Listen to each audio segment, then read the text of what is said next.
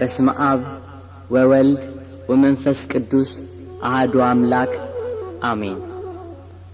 ሐናፄ መቅደስ ቅዱስ ላሊበላ።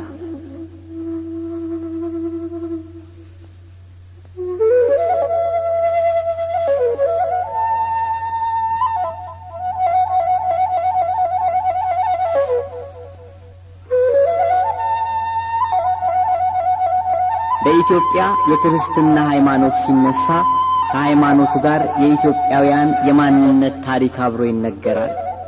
ኢትዮጵያዊነት ኩራት፣ ክብርና ዝና ሲሆን ሕይወታቸውን ከክርስትና ሃይማኖት ጋር የተሳሰረው የአባቶቻችን ታሪክ ከኢትዮጵያ ታሪክ ቀድሞ ይዘከራል።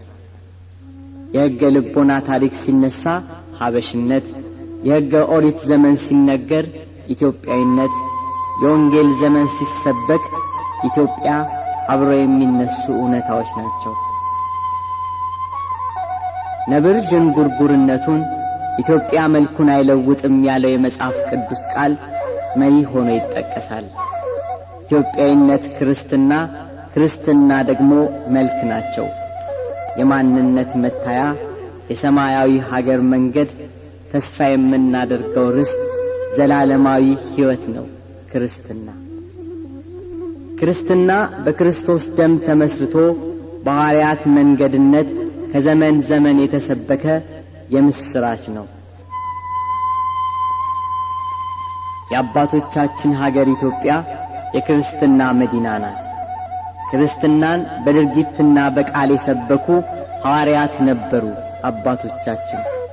ዛሬ ድረስ ራትና ኩራት የሆነውን ቅርሶቻችንን የተውልን አባቶቻችን ነገሥታት ሰባኪያነ ወንጌል ሐናፄ መቅደስ ነበሩ። አክሱም፣ ላሊበላ፣ የፋሲል ግንብ የአባትነታቸው ምስክር፣ የኢትዮጵያውያንነት ውርስ፣ የልጆቻቸው መድመቂያ። ከዘመናት በፊት በሆነ በአንድ የአባቶቻችን ዘመን እንዲህ ተደረገ።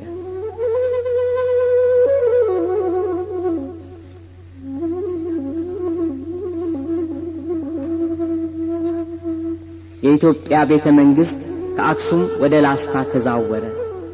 በዮዲት ጉዲት ወረራ ተደናግጦ የነበረው ሕዝበ ክርስቲያን በአደባባይ ለአምልኮ ተሰለፈ። ምዕመናን ከተደበቁበት እየወጡ ክርስትናን በአደባባይ ለማስተማር ተነሱ።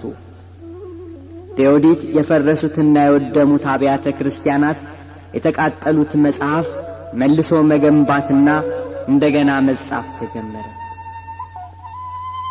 የክርስቲያኖቹ ኅብረትና ፍቅር የወደመውን አብያተ ክርስቲያንና የተቃጠሉትን መጽሐፍት እንደገና ለማደስ ጥሩ የትብብር መንፈስ ታየ። የነገሥታቱና የመኳንንቱ ልጆች በወጣትነት ዘመናቸው እየመነኑ ገዳም ገቡ። የምንኩስና ሕይወት ተስፋፋ። 9ኛው መቶ ክፍለ ዘመን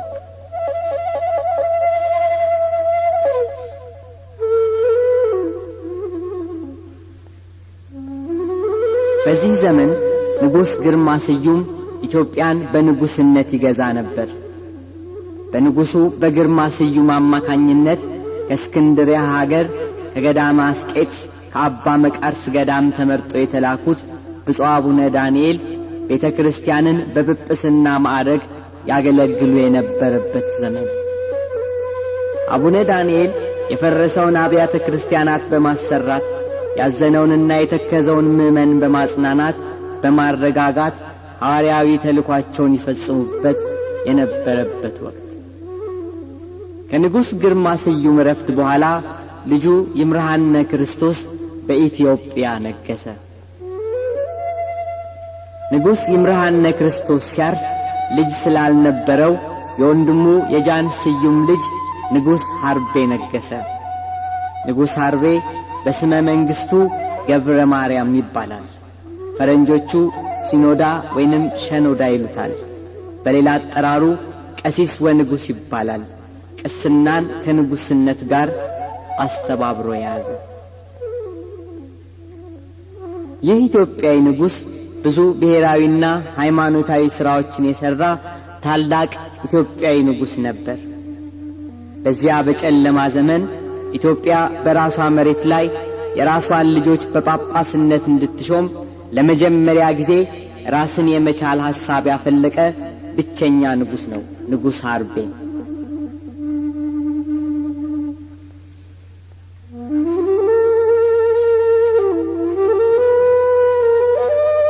የግብፁ ሊቀ ጳጳስ አባ ማርቆስ በእስክንድርያ አራተኛው ጳጳስ በነበሩበት ወቅት ከቅዱስ ሐርቤ በኋላ የንጉሥ ሐርቤ ወንድም ቅዱስ ላሊበላ በኢትዮጵያ ነገሰ። ቅዱስ ላሊበላ ኢትዮጵያን ለዘመናት የትላንት ክብሯንና ማንነቷን የሚያወራላትን ታሪክ ያነጸ፣ ስልጣኔው በዓለም ሳይስፋፋ ልጆቿ ከዓለም ሕዝቦች በፊት ተሰልፈው እንደነበር የሚናገር የታሪክ አሻራ ያቆመ ቅዱስ የእግዚአብሔር ሰው ሐናጼ መቅደስ የተወደደ ንጉሥ ቅዱስ ላሊበላ።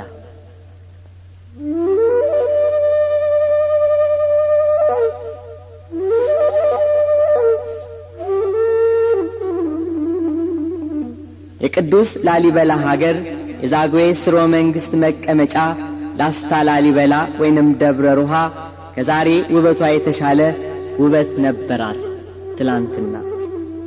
ለዛሬ ስሟ የትላንትና ውበቷ ምስክሯና ጌጧ ነው። የትላንትና ውበቷ ሳይጠፋና ሳይደበዝዝ የዛሬን ሳይሆን የትላንትን እያወራ ፈጣሪዋን እየመሰከረ ከዘመን ወደ ዘመን እያለፈ ይታያል። የቅዱስ ላሊበላ ሀገር ላስታ ላሊበላ።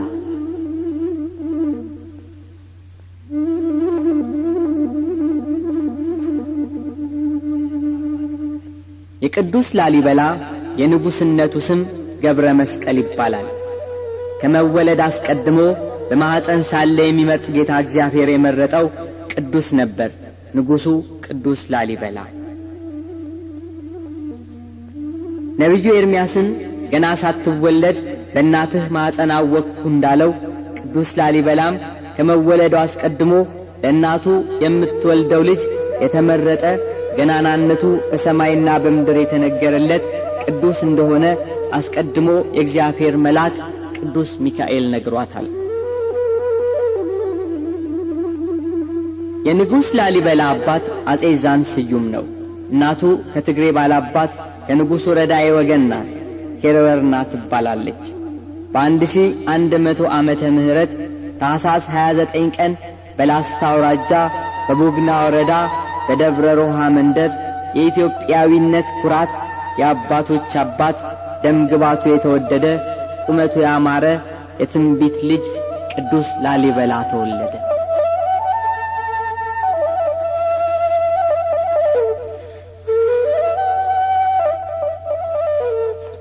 የጽንሰቱና የውልደቱ ቀናት ከጌታ የልደት ቀናት ጋር አብረው ይውላሉ።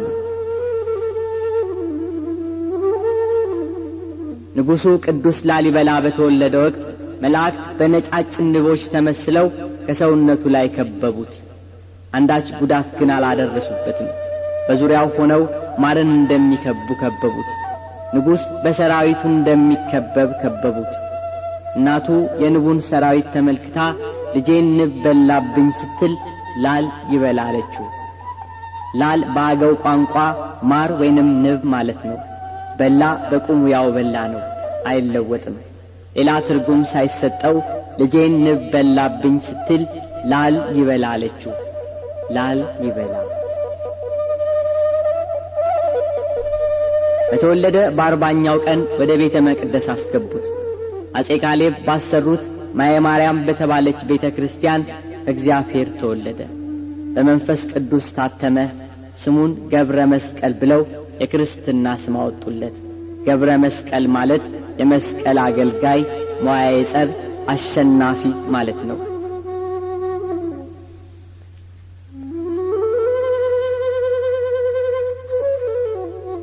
ቅዱስ ላሊበላ በ6 ዓመቱ በቤተ መንግሥት እየተማረ ኖረ። በጥበብና በቁመት በሞገስ አደገ። ከፊደል እስከ ዳዊት አጠናቀቀ። ዕድሜው እየገፋ ሲሄድ ጎጃም ዘልቆ በአገው ምድር ስመ ሥላሴ ከሚባለው ደብር የሐዲስና የብሉይ መጻሕፍትን በአባቶች እግር ስር ተቀምጦ ተማረ። ቅዱስ ላሊበላ መልአኩ ቅዱስ ገብርኤል እየመራው እስከ 7ቱ ሰማያት ተወስዷል። ቅዱስ ጳውሎስ አንድ ሰው ነበረ እስከ 3ኛው ሰማይ ድረስ ተነጠቀ እንዳለ ቅዱስ ላሊበላንም እግዚአብሔር አምላክ ሰማየ ሰማያት አወጣው። በሰማያት እጹብ የሆኑ በሰው አንደበት ሊነገሩና ሊደመጡ የማይችሉ ድንቅ ተአምራትን አሳየው። ሙሴን በሲና ተራራ ያለመታየት በድምፅ ብቻ ያናገረ ጌታ እግዚአብሔር ከድንግል ማርያም በለበሰው ሥጋ በግልጽ እየደጋገመ ንጉሡን ቅዱስ ላሊበላን አነጋገረው። እንደ ዳዊት ልጅ እንደ ሶሎሞን ጥበብን ለገሰው። በላስታ ስለሚሠራው ድንቅ ቤተ መቅደስ ነገረው። እንደ ሙሴና እንደ ጠቢቡ ሰሎሞን ቤተ መቅደሴን ታንጻለህ፣ ያንተ ግን ያለምንም ጭቃና እንጨት ከአንድ ጠፍጣፋ ድንጋይ 10 የተወደዱ ቤተ መቅደሶችን እንድታንጽልኝ አዝዣለሁ። በዚያ በምትሠራልኝ ቤት ሥጋዬና ደሜ የሚፈተትበት፣ የምመሰገንበት፣ የምቀደስበት ይሆናል። መላእክት ዕለት ዕለት ይራዱሃል፣ ካንተ አይለዩም ብሎ አዘዘው። ለሙሴ የደብተራ ኦሪትን ሥርዓትና የመውጫና የመግቢያውን ብዛት ርዝመትና ስፋት እንደነገረው ለቅዱስ ላሊበላም የሕንፃውን አሰራር ገለጸለት። ኃይልና ጥበብ ለብሶ በእግዚአብሔር ተባርኮ ወደ ምድር ተመለሰ። መላእክት በዙሪያው እየረዱት ለቤተ መቅደሱን ነጻ ዝግጅት ጀመረ። ማንም በማይገኝበት ወደ በረሃ ሸሸ። የሰው ድምፅ ከማይሰማበት፣ አውሬ ከሰለጠነበት፣ አጋንንት ከሚበዙበት ገብቶ ጠዋት ማታ ሌት ቀን በጾምና በጸሎት በሱባኤ ደጅ ጠና።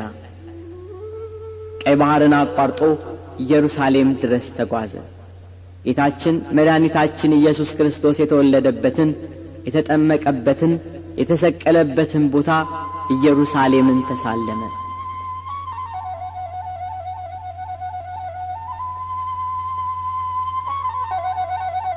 ከጥቂት ዓመታት በኋላ ቅዱስ ላሊበላ ወደ ላስታ ተመለሰ።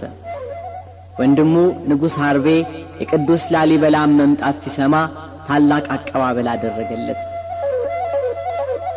ከእርሱ ቀጥሎ የሚነግሰው ላሊበላ መሆኑን ተረድቶ በነጋታው ንጉሥ ሐርቤ ነገሥታቱንና ሹማምንቱን የኢትዮጵያን ሕዝብ ሁሉ እንዲሰበሰቡ አዋጅ አስነገረ። ንጉሥ ሐርቤ ከመንበሩ ላይ ወርዶ ላሊበላን ከመንበረ መንግሥቱ አስቀመጠው። ሥርዓተ ንግሥና ተካሄደ። ቅዱስ ላሊበላ ነገሠ። አዋጅ ተነገረ።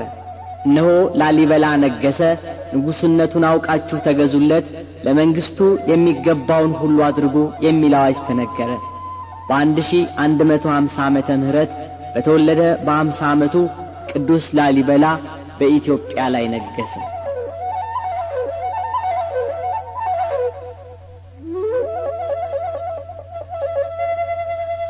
በላሊበላ ዘመነ መንግሥት በመካከለኛው ምስራቅ 3ኛው የመስቀል ጦርነት ይካሄድ የነበረበት ዘመን ነበር። በወቅቱ ቅዱስ ላሊበላ ከምጽዋ እስከ አክሱም፣ ከአክሱም እስከ በሸሎ፣ ከበሸሎ እስከ አባይ፣ ከአባይ ወንዝ እስከ መቅደላ ያስተዳድር ነበር። ለእያንዳንዳቸው ቦታ በትክክል የሚመሩ ደጃዝማችና ፊታውራሪ እንደየማዕረጉ ይሾምላቸው ነበር።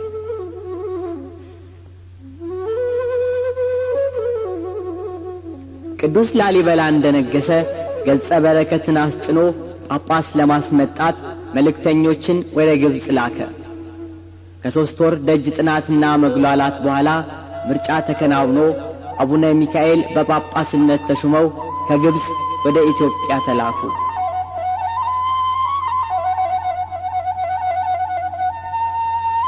ላስታ ደብረ ሮሃ ሊደርሱ ጥቂት ሲቀራቸው ከዚህ ቀደም ጳጳስ ሲመጣ እንደሚደረገው ሁሉ የንጉሡ የጭን በቅሎ በወርቅ መረሻትና በወርቅ መጣብር በሐር ግላስ ተሸልማ ለጳጳሱ ቀረበች። ጳጳሱ አቡነ ሚካኤል በዚያች በቅሎ ላይ ተቀመጡ። መነሳንሱ የሐር የሆነ የወርቅ ጭራ ይዘው የሐርና የወርቅ ድባብ ተዘርግቶላቸው ላስታ ደብረ ሮሃ ገቡ። ንጉሡ ቅዱስ ላሊበላ፣ የቅዱስ ላሊበላ ባለቤት እቴጌይቷ መስቀለ ክብራና ካህናቱ፣ መላው ሕዝብ በሆታና በደስታ በዝማሬ ተቀበሏቸው።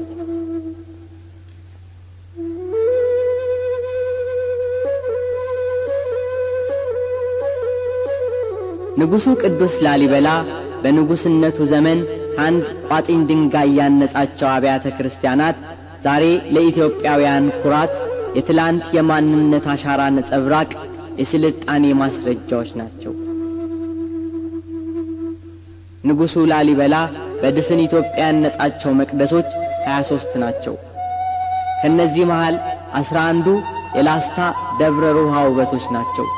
ዘመን የማይሽራቸው፣ ዓለም ተደንቆ የሚያቸው፣ የሰው የእጅ ጥበብ መሆናቸው የሚደንቅ፣ የዘመኑን የስልጣኔ ሁኔታ የገለጹ ድንቅ አብያተ መቅደሶች ናቸው የንጉሥ ቅዱስ ላሊበላ ሕንጻዎች።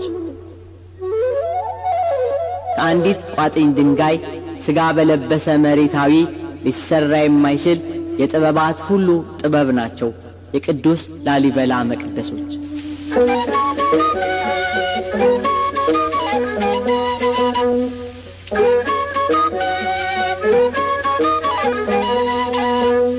ቅዱስ ላሊበላ ጻድቅ፣ ቅዱስ ላሊበላ ጻድቅ፣ ቅዱስ ላሊበላ ጻድቅ፣ ቅዱስ ላሊበላ ጻድቅ፣ አስሩ መቅደስ ለአምላክ ማደሪያ ያነጽክ፣ አስሩ መቅደስ ለአምላክ ማደሪያ ያነጽክ፣ ቅዱስ ላሊበላ ጻድቅ፣ ቅዱስ ላሊበላ ጻድቅ፣ ቅዱስ ላሊበላ ጻድቅ፣ ቅዱስ ላሊበላ ጻድቅ፣ አስሩ መቅደስ ለአምላክ ማደሪያ ያነጽክ፣ አስሩ መቅደስ ለአምላክ ማደሪያ ያነጽክ፣ ቅዱስ ላሊበላ ጻድቅ፣ ቅዱስ ላሊበላ ጻድቅ፣ ቅዱስ ላሊበላ ጻድቅ፣ ቅዱስ ላሊበላ ጻድቅ፣ አስሩ መቅደስ ለአምላክ ማደሪያ ያነጽክ፣ አስሩ መቅደስ ለአምላክ ማደሪያ ያነጽክ፣ ቅዱስ ላሊበላ ጻድቅ፣ ቅዱስ ላሊበላ ጻድቅ፣ ቅዱስ ላሊበላ ጻድቅ፣ ቅዱስ ላሊበላ ጻድቅ፣ አስሩ መቅደስ ለአምላክ ማደሪያ ያነጽክ። ቅዱስ ላሊበላ እኒያን የተወደዱ መቅደሶችን ለማነጽ ሲነሳ እርሱ መሪ ሆኖ ተዘጋጅቶ ሕንፃዎችን የሚፈለፍልበት ብረታ ብረት፣ የፈለፈሉትን ጥርብ ድንጋይ መዛቂያ መሮ፣ መቆፈሪያ፣ መጥረጊያ አሰናዳ።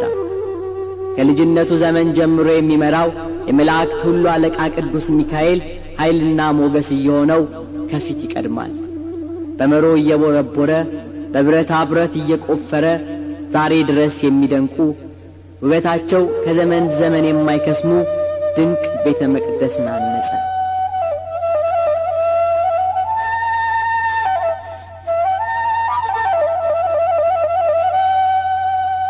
ንጉሡን ቅዱስ ላሊበላን የሚያግዙ ሕዝቡና ሰራዊቱ ሁሉም ተሰለፉ። እግዚአብሔር በጥበብና በሞገስ ያሰለጠነው ቅዱስ ላሊበላ እንደ ንጉሥነቱ መሪ ሆኖ ሕዝቡ እርሱን እየተከተሉ መላእክት ኃይልና ብርታት እየሆኑት በ1156 ዓመተ ምህረት የሕንፃዎቹ ፍልፈላ ተጀመረ።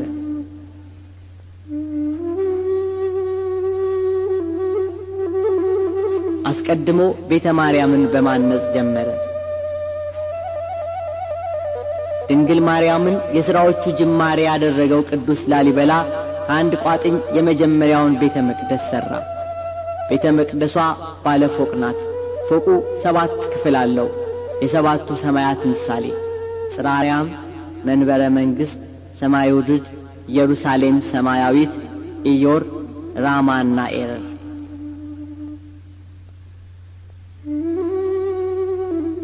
እንዲሁም 3 በሮች፣ 12 ዓምዶች፣ 32 መስኮቶች አሉት። ሕንፃው በሥላሴ ምሳሌነት ከላይ ወደ ታች ለየት ባለ ቅርጽ በ3 የተከፈለ ሲሆን በመካከሉ ላይ የጌታን ስነ ስቅለት የሚያስታውስ የመስቀል ቅርጽ ተቀርጿል።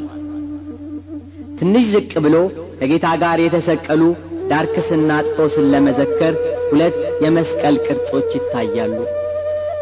3ቱ ደጃፎች እያንዳንዳቸው 2 ዓምዶች አሏቸው። 3ቱ ደጃፎች የሥላሴ፣ የ3ቱ ደጃፎች 2 ዓምድ በድምሩ 6 የ6ቱ ቃላተ ወንጌል ምሳሌ፣ የሚተረጎም ሕንፃ፣ የሚነበብ መጽሐፍት ናቸው የቅዱስ ላሊበላ ሥራዎች።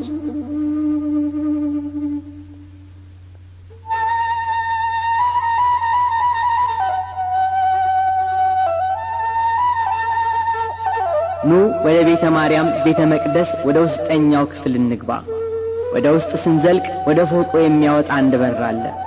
በመንበሩ ግራና ቀኝ 2 በሮች አሉ።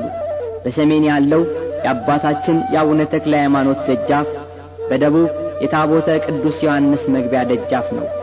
መቅደሱ ውስጥ 6 ዓምዶች አሉ። ሁሉም በእኩል ቅርጽ የተሠሩ ሲሆኑ ከማዕከል ያለችው ዓምድ ከሁሉ ልዩ ናት። እንደ ልዩነቷ የተለየ ስም አላት። ዓምደ ብርሃን ትባላለች። ቅዱስ ላሊበላ ሥራውን ሳይጀምር እግዚአብሔር ለመሠረትነት ያሳየው የብርሃን ዓምድ ነች ይላሉ አባቶች። በዚህች ዓምድ ላይ ከላይ እስከ ታች ስዕላት ተቀርጸውባታል። ኪሩቤል ሰይፍ እንደያዘ በሚያስፈራ ግርማ በዓምዱ ላይ ተቀርጿል። ታቦት ዘዶር የተባለች እመቤታችን ልጇን ኢየሱስ ክርስቶስን እንደ ታቀፈች ሆና በዚያች ዓምድ ላይ ተስላለች። እግዚአብሔር አብ ከላይ ከማዕከል መንፈስ ቅዱስ በርግብ አምሳል ተቀርጿል። ያሳሳል ጥበብና የቅርጾቹ ውበት በዚያች ዓምደ ብርሃን በተባለች ዓምድ ላይ ዛሬ ድረስ በአድናቆትና በልዩ እይታ ይታያል። ይህ ሁሉ ስዕል የተሳለባት ምሰሶ ከአጼ ፋሲል ዘመነ መንግሥት ጀምሮ በክብር ከላይ እስከ ታች በጥንድ ድርብ ወይንም ሸማ ትሸፈናለች። ከካህናት በቀር ማንም አይነካውም። የላሊበላ ውቅር አብያተ ክርስቲያናት በሰው እጅ የተሠራ መሆኑን ለማመን ያዳግታል። የጥበብ ባለቤት እግዚአብሔር ለጠቢቡ ሰሎሞን የሰጠውን ሀብተ ጥበብ ለቅዱስ ላሊበላም ሰጥቶታል። ማረጋገጫዎቹ የእጆቹ ሥራዎች ቤተ መቅደሶቹ ናቸው።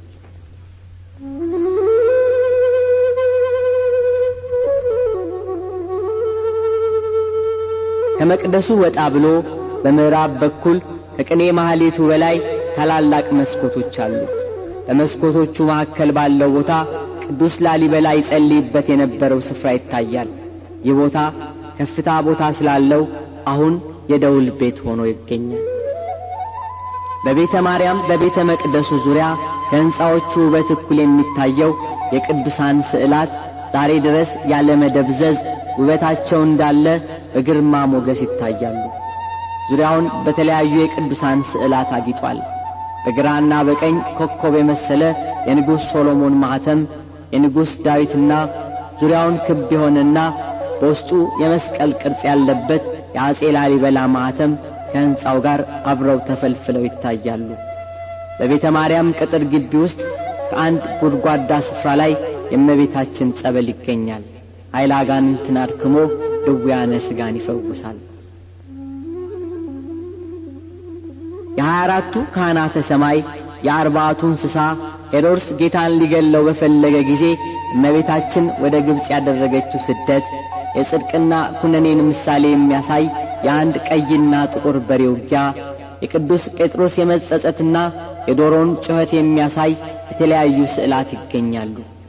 ደማቅ ውበታቸውና ያሳሳላቸው ጥበብ፣ የትርጓሜያቸው አንድምታ የቅዱስ ላሊበላን ሥራ የሚታይ ብቻ ሳይሆን የሚነበብም ያደርጋቸዋል። ዘመንን ተሻግሮ የዘመንተኞቹን ጥበብ ይተርካል።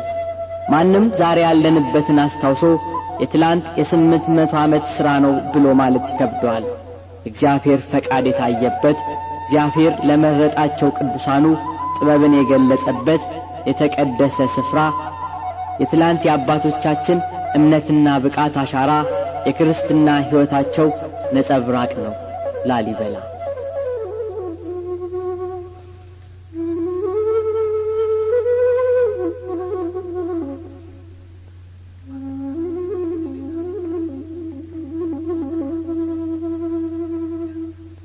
ኑ ከቤተ ማርያም በምስራቅ በኩል እንውጣ። ከቤተ ማርያም በስተ ሰሜን በስተግራ ፊት ለፊት ቤተ መስቀልን እናገኛለን። ቤተ መስቀል የቅዱስ ላሊበላ ሌላው ድንቅ የጥበብ ሥራ። ቤተ ክርስቲያኑ በአራት ዓምዶች የቆመና ከሌሎች ፍልፍል ሕንፃዎች አነስ ያለ ነው። የቤተ መስቀል ቤተ ክርስቲያን 2 በሮች ብቻ አሉት። ቤተ መቅደሱ ከውጭ በኩል ሲታይ 10 አርኮች ወይንም ግማሽ ጨረቃ የሚመስሉ ቅርጾች አሉት። ምሳሌ አላቸው። 10 መሆናቸው የ10ቱ ቃላተ ኦሪት ምሳሌ፣ አንድም 10 መሆናቸው የ10ሩ ቤተ መቅደስ ምሳሌ። የቅርጹ አንድ መሆን 10ሩም ቤተ መቅደስ ከአንድ ቋጥኝ የመገኘታቸው አንድምታ ነው። ቤተ መስቀል ደጃፍ ላይ የሚገኘው ትንሹ ዓምድ የሙሴ ምሳሌ ነው። ሙሴ የቃል ኪዳኑን ታቦት ለመቀበል በደብረ ሲና በጌታ ፊት የቆመበት ምሳሌ።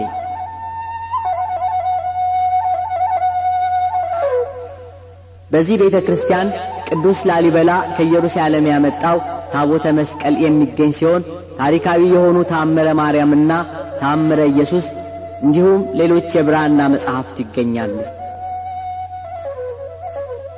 ቤተ ማርያምና ቤተ መስቀል በአንድ ግቢ ውስጥ ይገኛሉ። ይህ ግቢ ከቤተ መድኃኔ ዓለም ቀጥሎ በስፋት ሁለተኛው ነው።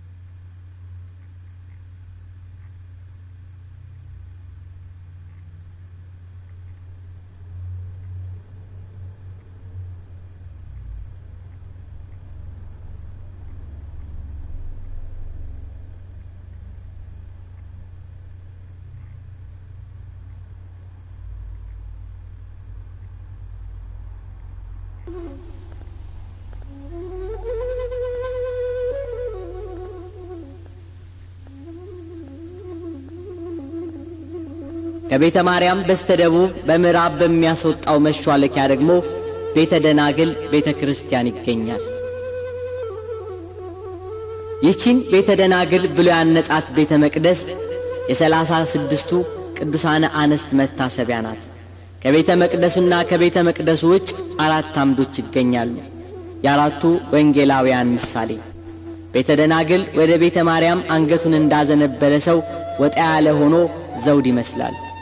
ዘውድ የመሰለበት ምክንያት እግዚአብሔር ለደናግላኑ የሚሰጣቸውን የንጽህና አክሊል ለማመልከት ነው። በቤተ ደናግል ከውጭ አንድ አምድ ለብቻው አለ። ይኸውም የደናግል መመኪያ የሆነች የእመቤታችን የቅድስት ድንግል ማርያም ምሳሌ ነው። በዚህ ቤተ መቅደስ የ36ቱ ደናግላን ጽላት አለ። በእነዚህ ፍልፍል ሕንፃዎች መሿለኪያዎችና የግቢ መለያ ጥርቦች ውስጥ መነኮሳት መገበሪያ የሚፈጩባቸው ክፍሎችና የቁም መፍጮዎች ይገኙባቸዋል።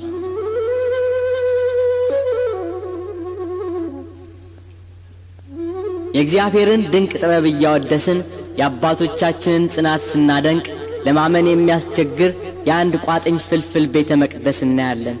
ጥበበኛውና መሐንዲሱ ማንነቱ ጎልተው የታዩበት የሚያኮራ የአባቶቻችን ግብር የተንጸባረቀበት ቅዱስ ቤተ መድኃኔዓለም።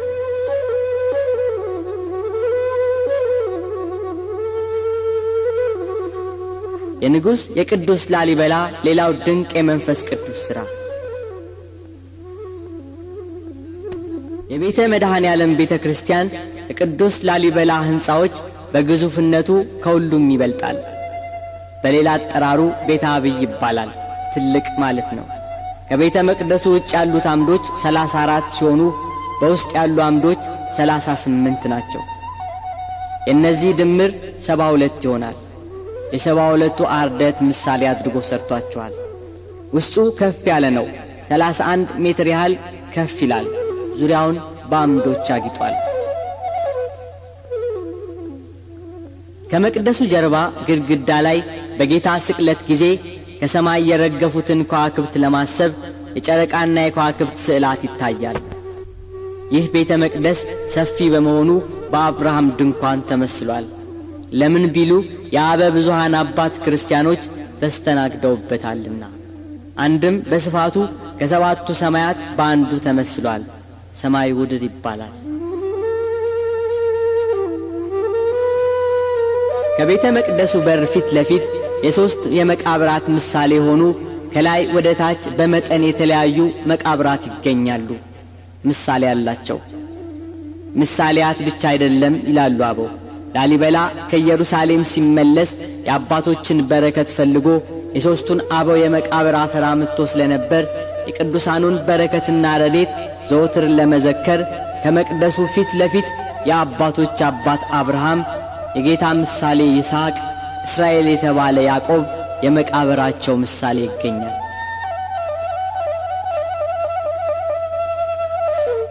በስተምዕራብ በትልቁ በር ፊት ለፊት ከቅኔ ማህሌቱ በስተጀርባ ከሚገኘው አንድ አምድ አፍራይገባ መስቀል የተገኘበት የተፈለፈለ ዋሻ አለ። አፍራይገባ መስቀል ቅዱስ ላሊበላ እነዚህን የተወደዱ ውቅር አብያተ ክርስቲያናት ሲያንጽ በውስጡ ያገኘው ታላቅ መስቀል ነው።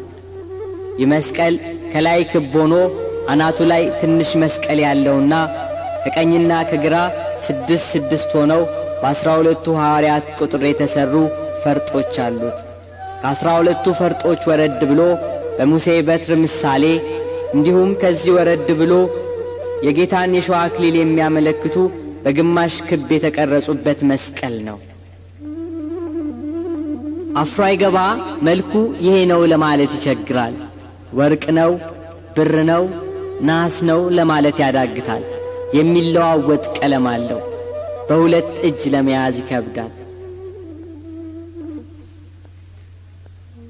አፍራይገባ የተባለበት ምክንያት ብረት አንጋቹ በስቶ ሕዝቡ እየተጣላ ያስቸግር ስለነበረ ለመዳኘትና ለማስታረቅ መስቀሉ ይወጣል። ሽማግሌ ሆኖ ያስታርቃል። በዚህ ምክንያት ይህን የቅዱስ ላሊበላን መስቀል አፍሮ አይገባ ተሰኘ። አንድም መስቀሉ በሽተኞችን ከደዌ ሥጋና ከደዌ ነፍስ ያድን ስለነበረ ያለ ፈውስ ስለማይመለስ አፍሮ አይገባ ተሰኘ።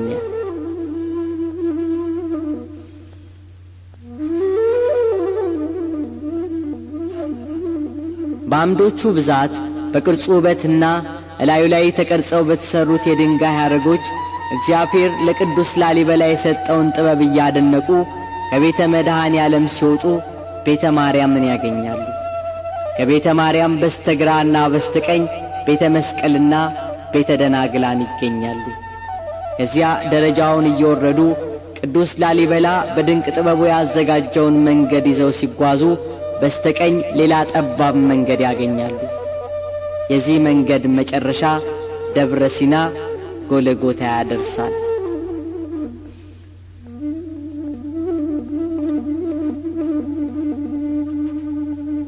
የቅዱስ ላሊበላ ሌላው ድንቅ የጥበብ ሥራ ደብረ ሲናና ጎልጎታ ወይንም ቤተ ቅዱስ ሚካኤል።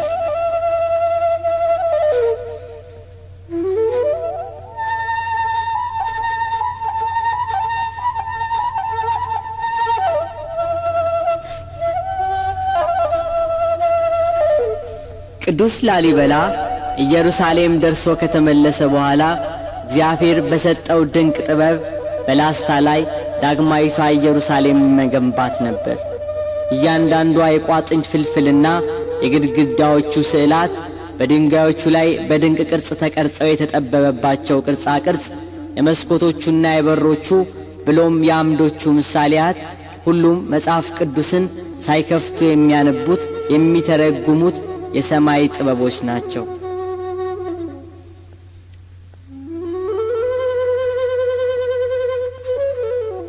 ቤተ ሚካኤል ራሱን በቻለ ቅጥር ግቢ ይገኛል። መጠሪያው ቤተ ሚካኤል ይሁን እንጂ ምሳሌው የቤተ ጎልጎታና የቤተ ደብረ ሲና ነው። በመጀመሪያው ክፍል ከፍ ካለ ቦታ የቅዱስ ላሊበላ ነፍስ የወጣበት የጸሎት ቤት ይገኛል። በቤተ ሚካኤል የተለያዩ መቅደሶች ይገኛሉ። የቅዱስ ሚካኤል፣ የቅዱስ ላሊበላ፣ የቅድስት ሥላሴ፣ የኪዳነ ምሕረት መቅደስ ይገኛል። እኒህን ታቦት በአንድነት ጎልጎታ ተብለው ተሰይመዋል። እኒህ መቅደሶች ውስጥ ለውስጥ የተገናኙ ሲሆን ከጎልጎታ መቅደስ ጀርባ የቅዱስ ላሊበላ መቃብር ይገኛል። የቤተ ጎልጎታ ቤተ መቅደስ 3 መግቢያ በር፣ 2 ደጃፎች አሉት። ከውጭ ከቤተ መቅደሱ ከመግባታችን በፊት በደቡብ ወደ ቤተ ማርያም አቅጣጫ በመስቀል ቅርጽ ያጌጡ ልዩ ልዩ የሆኑ 6 መስኮቶች ይገኛሉ። ወደ ሥላሴ መግቢያ ባለ ቀስተ ደመና 1 ደጃፍ አለ። እዚሁ ደጃፍ ላይ አንዲት መስቀል አለች። ግራ ቀኝ አንዳንድ መስኮቶች አሉ። በቀኝ የታቦተ ሚካኤል፣ በግራ የታቦተ ላሊበላ መቀመጫ መናብራት አሉ። በመናብራቱ ዙሪያ የ12ቱ ሐዋርያት ስዕል አለ። በቅዱስ ላሊበላ መንበርና በቅዱስ ላሊበላ ከተቀበረበት በላይ የኢየሱስ ክርስቶስ የግንዘት ስዕል አለ።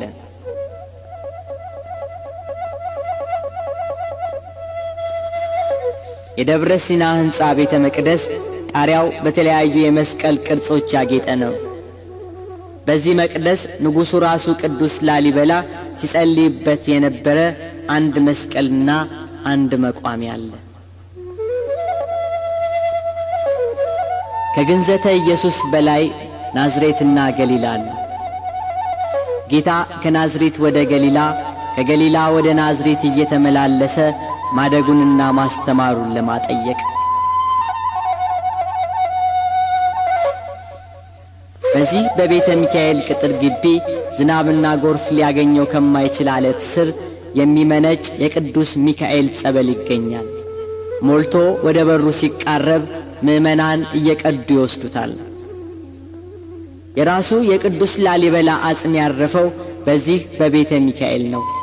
በአንድ በኩል ጠባብ በር አለች፣ ጎል ትባላለች። በውስጧ 4 ሰው ብቻ ታስቆማለች። ጌታ በቤተልሔም የተወለደባት የከብቶች በረት ምሳሌ ናት። ከመንበሩ ጀርባ ጌቴሴማኒ የሚባል ቦታ አለ። በሥላሴ መንበር ላይ ኪሩቤል መንበሩን ይዘው የሚያሳይ ድንቅ ቅርጽ ተቀርጾበታል። ከቤተ ሚካኤል ሊወጡ ሲሉ ወደ ቤተ ጊዮርጊስ በሚወስደው መንገድ ላይ አንዲት ጉብ ያለች ቦታ ያገኛሉ። ያለ ምክንያት አልተዘጋጀችም። የሰው ልጆች ሁሉ አባት የአዳም መቃብር ምሳሌ ናት።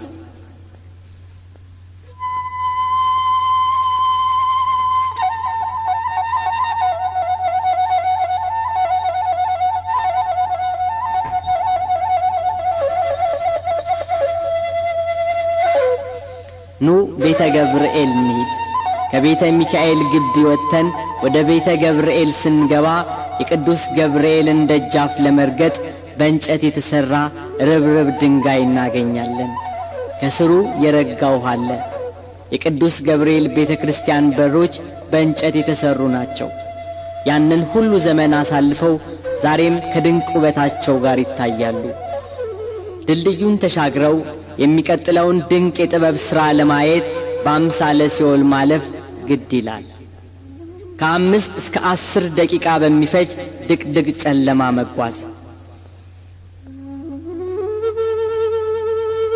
ውስጥ ለውስጥ የተቦረቦረ ዋሻ ነው። ውስጡ አንዳችም ብርሃን የለውም። እግር የት እንደሚያርፍ አይታወቅም። እጅ የት ምን እንደሚይዝ አይገምትም። ከአንድ ሰው በላይ ስለማያስኬድ በተራና በሰልፍ የሲኦልን የመከራ ጨለማ እያሰቡ እግዚአብሔር ከሲኦል መከራ እንዲያድነን እየተማጸኑ ወደሚቀጥለው የዋሻ መግቢያ ይጓዛሉ። ጭላንጭል ብርሃን እያዩ ወደ ዋሻው አፍ ሲቃረቡ ፊት ለፊት የቤተ መርቆሬዎስን በር ከዋሻው በላይ ከደረጃው ከፍ ብሎ ይታያል። አምሳለ ገነት ቤተ መርቆሬዎስ።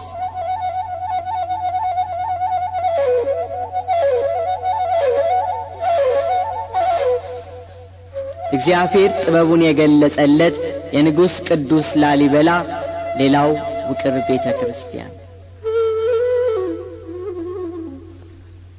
በቤተ መርቆሬዎስ በመቅደሱና በመሐሌቱ ዙሪያ 15 አምዶች ይገኛሉ። ከቤተልሔም አጠገብ ተያይዞ የንጉሡ የቅዱስ ላሊበላ መኖሪያ ቤት ይገኛል። በቤተ መርቆሬዎስና በቤተ ገብርኤል አካባቢ ቁጥራቸው የበዛ መነኮሳት ማደሪያና መጸለያ ዋሻዎች ይገኛሉ። የቤተ መርቆሬዎስ መንበር ከድንጋይ ተጠርቦ ከሕንጻው ጋር አብሮ የተሠራ ነው። በውስጡ የ24ቱ ካህናተ ሰማይ ስዕል ተስሎ ይገኛል። ስዕሉ የዮሐንስን የራእይ መጽሐፍ ያስታውሳል። በዙፋኑ ዙሪያ 24 ዙፋኖች ነበሩ። በዙፋኖቹም ላይ ነጭ ልብስ ለብሰው በራሳቸውም የወርቅ አክሊል ደፍተው 24 ሽማግሌዎች ተቀምጠው ነበር ብሎ ቅዱስ ዮሐንስ በራእዩ እንዳየው የቤተ መርቆሬዎስ ጠቅላላ አምዶች 24 ናቸው። የ24ቱ ካህናተ ሰማይ ምሳሌ።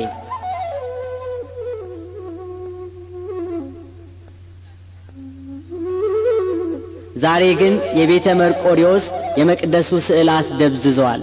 ቢሆንም የትላንት ማንነታቸውን ግን ይናገራሉ። ከቤተ መርቆሬዎስ በስተቀኝ ባለው በር ወጥተው ወደ ግራ ስንታጠፍ ዛሬ የፈራረሱ ምሰሶዎችን፣ ጣሪያዎችን እናያለን። እኒህን የፈረሱ ምሰሶዎችን እያየን ስንጓዝ ቤተ አባ ሊባኖስ እንገባለን። ቤተ አባ ሊባኖስ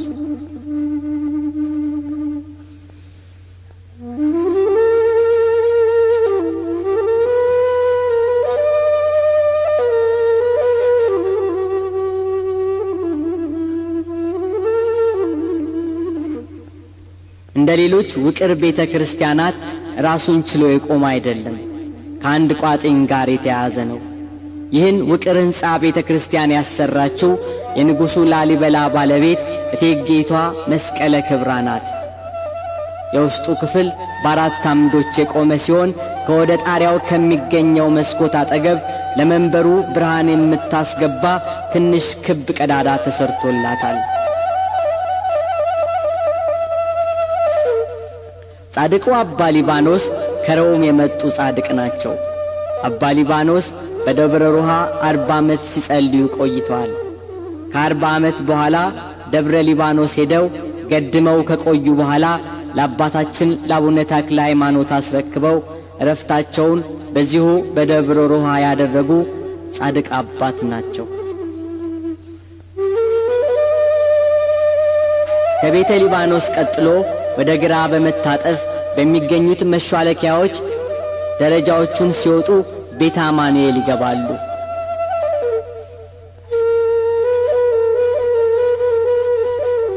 ቤተ አማኑኤል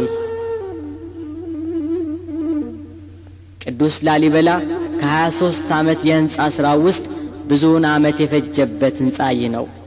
10 ዓመታት ፈጅቶበታል። የቤተ አማኑኤል የመስኮቶቹ ቅርጽ የአክሱም ሐውልት ምሳሌዎች ናቸው። በስፋቱ ከቤተ መድኃኔ ዓለም ቀጥሎ ሁለተኛ ነው። ቤተ አማኑኤል በሰማያዊት ኢየሩሳሌም በጽርሐ አርያም ይመሰላል። ቤተ አማኑኤል እንደ ቤተ ማርያም ባለ ፎቅ ሕንጻ ነው። ከውስጥ ሲታይ በአራት አምዶች የቆመ ነው። ይህ አራት አምድ የአራቱ ወንጌላውያን ምሳሌ ነው። በመሮ እየጠረቡ ለድንጋይ ውበት እየሰጡ ከመጽሐፍ ቅዱስ ምስጢራት ጋር እያዛመዱ ያለ ጭቃና ያለ ገመድ የሚያስተምር ድንቅ ጥበብ ላዩ ላይ እየተቀረጹ አንድ ወጥ ቋጥኝ ድንቅ አብያተ ክርስቲያንን ማነጽ።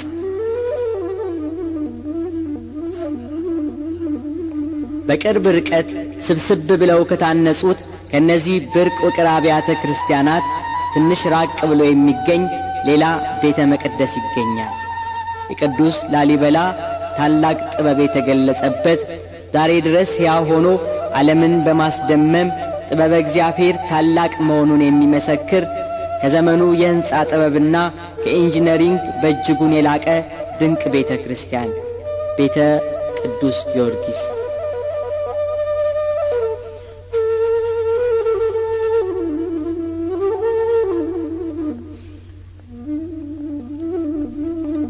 የቅዱስ ላሊበላ የመጨረሻው የነጻ ሥራ ነው።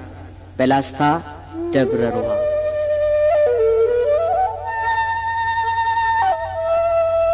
ወደ ቤተ ጊዮርጊስ መንገድ ሲጀመር በስተግራ በምስራቅ በኩል የዮርዳኖስ ወንዝ ተብሎ የተሰየመ ሸለቆ ይገኛል። እዚያው አካባቢ ጌታ የተጠመቀበትን ቦታ ለማዘከር በመስቀል ቅርጽ የተሠራ ድንጋይ ተተክሎ ይገኛል። ጥቂት ተጉዘው የቆሙበት ስፍራ ሆነው ዓይንን ወደ ምድር ሲወረውሩ ወደ ታች ተቦርብሮ ከመሬት ወደ ላይ የወጣ ዙሪያውን በመስቀል ቅርጽ የተዋበ በኪነ ሕንጻው ከሁሉም ውቅር አብያተ ክርስቲያናት የላቀና ሰማያዊ ጥበብ የተገለጸበት ቤተ ክርስቲያን በትንግርት ይመለከታሉ። የኖህ መርከብ ምሳሌ ቤተ ጊዮርጊስ።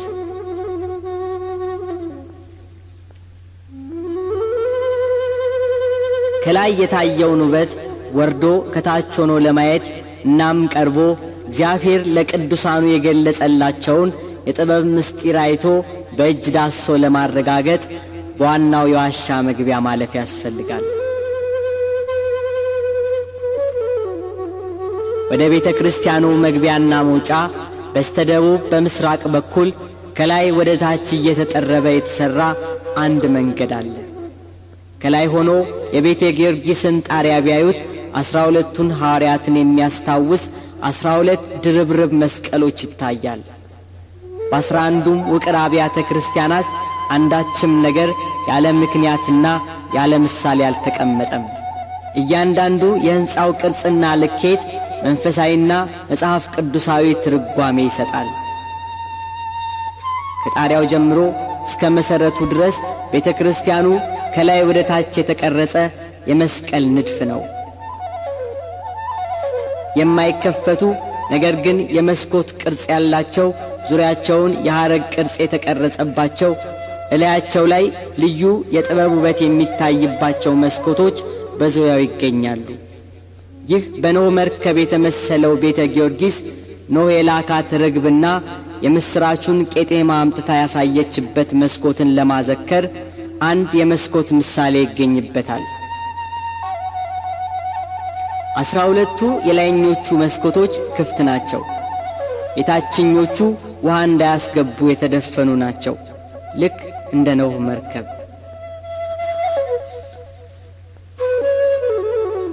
በቤተ ጊዮርጊስ ቤተ ክርስቲያን ውስጥ በ11ኛው መቶ ክፍለ ዘመን እንደተሳለ የሚነገርለት የሰማዕቱ የቅዱስ ጊዮርጊስ ስዕል በጨርቅ ስዕል ተስሎ ይገኛል። ዛሬ ከዕድሜ ብዛት ደብዝዟል። በቤተ ክርስቲያኑ ዙሪያ በአንድ በኩል ከወይራ እንጨት የተሠራ ትልቅ ሳጥን ይገኛል። ቅዱስ ላሊበላ ይህን ድንቅ ውቅር አብያተ ክርስቲያናት እየሠራ ሲመሽ የመስሪያ መሳሪያዎችን በዚህ ሳጥን ያስቀምጣቸው ነበር። ሳጥኑ የሚዘጋውና የሚከፈተው በሁለት በኩል ባሉ ትላልቅ ወፍራም የእንጨት ብሎን መሰል ባለ ጥርስ መዘውሮች ነው። በዚህ ቤተ ክርስቲያን ከ400 ዓመት በላይ የሆነው ስንክሳርና ሌሎችም የብርሃንና መጻሕፍት ይገኛሉ።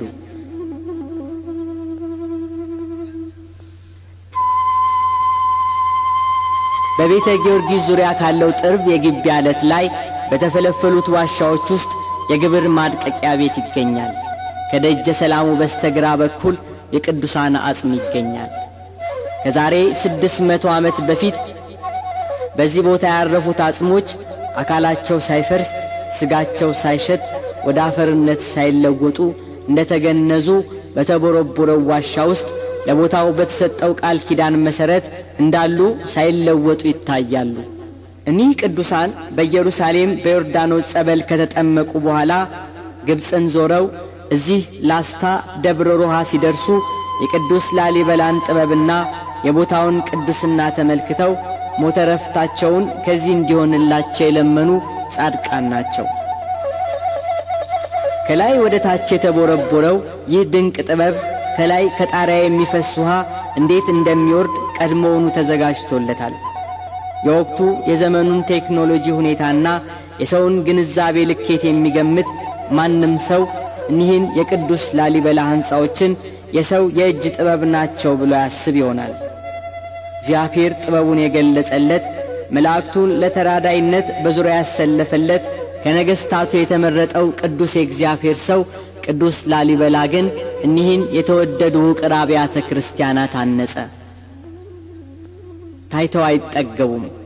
ተመልካቹን የሚያፈዙ እንዴት ሊሆን ቻለ የሚል ትንግርት የሚጭሩ የጥበብ ፈጠራዎች በየግድግዳውና በየጣሪያው ላይ ይታያሉ። አንድ ነገር ማለት ብቻ ይቻላል። የእግዚአብሔር ጥበብ በላስታ ደብረ ሮሃ በቅዱስ ላሊበላ ሥራ ዛሬ ድረስ ይታያል። ቅዱስ ላሊበላ ጻድቅ፣ ቅዱስ ላሊበላ ጻድቅ፣ ቅዱስ ላሊበላ ጻድቅ፣ ቅዱስ ላሊበላ ጻድቅ፣ አስሩ መቅደስ ለአምላክ ማደሪያ ያነጽክ፣ አስሩ መቅደስ ለአምላክ ማደሪያ ያነጽክ፣ ቅዱስ ላሊበላ ጻድቅ፣ ቅዱስ ላሊበላ ጻድቅ፣ ቅዱስ ላሊበላ ጻድቅ፣ ቅዱስ ላሊበላ ጻድቅ፣ አስሩ መቅደስ ለአምላክ ማደሪያ ያነጽክ፣ አስሩ መቅደስ ለአምላክ ማደሪያ ያነጽክ፣ ቅዱስ ላሊበላ ጻድቅ፣ ቅዱስ ላሊበላ ጻድቅ፣ ቅዱስ ላሊበላ ጻድቅ፣ ቅዱስ ላሊበላ ጻድቅ፣ አስሩ መቅደስ ለአምላክ ማደሪያ ያነጽክ፣ አስሩ መቅደስ ለአምላክ ማደሪያ ያነጽክ፣ ቅዱስ ላሊበላ ጻድቅ፣ ቅዱስ ላሊበላ ጻድቅ፣ ቅዱስ ላሊበላ ጻድቅ፣ ቅዱስ ላሊበላ 23 ዓመት የፈጁት ከአንድ ቋጥኝ የተሠሩት የ11ዱ ውቅር አብያተ ክርስቲያናት ሥራ በ1189 ዓመተ ምህረት ንጉሥ ላሊበላ በተወለደ በ89 ዓመቱ በነገሰ በ32 ዓመቱ ተጠናቀቀ።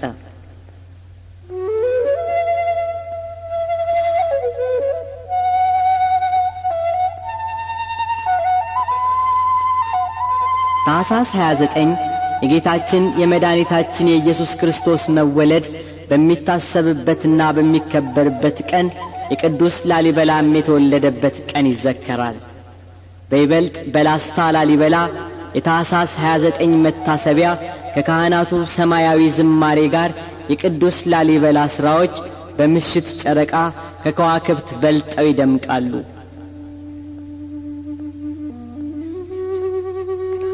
የገና ሌሊት ከዋክብት በሰማይ ላይ ሲያበሩ ጨረቃ የሌሊቷ ንግሥት ሆና በሰማይ ላይ ስትሸለም በቤተ ክርስቲያን አልባሳት የደመቁ የቤተ ክርስቲያን ፈርጦች ከማሜው ጋራ ላይና ስር ዙሪያውን ይከባሉ።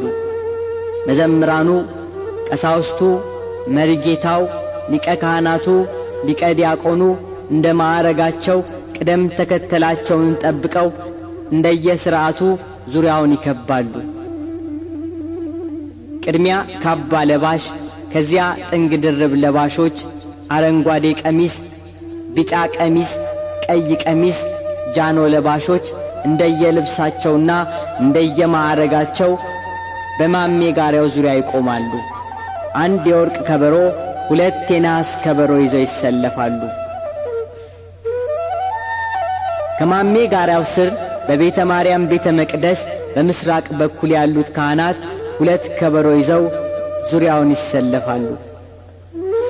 ከታች ከማሜ ጋሪያው ስር ተሆኖ ወደ ላይ ከንጋቷ ሰማይ ጋር በቤተ ክርስቲያን አልባሳት ደምቀው ዙሪያውን የከበቡት ካህናት ሲታዩ ከለበሱት አልባሳትና ከያሬዳዊ ዘማሪያቸው ጋር በከዋክብት ደምቀው የምሽት ሰማይ ላይ የከዋክብቱን ቦታ የያዙ ሰማያውያን ይመስላሉ። በዚያ ምሽት ከጋራው ላይ እናታች ያሉት ዘማሪያን ቤዛ ኩሉ ዓለም ዮም ተወልደ የሚለውን ዝማሬ በቅብብል ያዜሙታል። ከላይ ከጋራው ላይ ክብ ሰርተው የተደረደሩት የመላእክት ምሳሌዎች ናቸው። ከታች ከጋራው ስር ያሉት በቤተልሔም ለጌታ መወለድ የዘመሩት የእረኞቹ ምሳሌ ናቸው። ሰውና መላእክት በኢየሩሳሌም በቤተልሔም ዮም ተወልደ ብለው እንደዘመሩ ልብን በሚመስጥ መንፈሳዊ ጣዕመ ዜማ በዚያ ቅዱስ ቦታ በልደት በዓል ምሽት በኢትዮጵያዊቷ ቤተልሔም በላስታ ላሊበላ በከብቶች በረት መላእክትና እረኞች በደስታ እንደዘመሩባት ዳግማዊቷ ቤተልሔም ላሊበላ በዝማሬ ትነግሳለች። ምእመናን የጧፍ መብራት ይዘው ነጭ ልብስ ለብሰው በጭብጨባና በእልልታ ያመሰግናሉ። በምስጢር የከበረችው የቅዱስ ላሊበላ ሀገር ላስታ ላሊበላ በዝማሬ ትከብራለች። ንጋትን ተከትሎ የሚመጣ የወፎች ዝማሬ ከካህናቱ የልደት ዝማሬ ጋር እስኪደባለቅ እስከ ንጋት ድረስ ይዜማል። ከላይ ያሉት እየመሩ ከታች ያሉት እየተቀባበሉ ሕዝቡ በሆታና በእልልታ በጭብጨባና በሽብሸባ እየተሳተፈ ላሊበላ በሰማያዊ ሥርዓት ትከብራለች። ምስጋና ይሁን ለአብ ለወልድ ለመንፈስ ቅዱስ ዛሬም ዘወትርም ለዘለዓለሙ አሜን። የአባታችን የቅዱስ ላሊበላ በረከትና ረድኤት ይድረሰን። ቅዱስ ላሊበላ ጻድቅ ቅዱስ ላሊበላ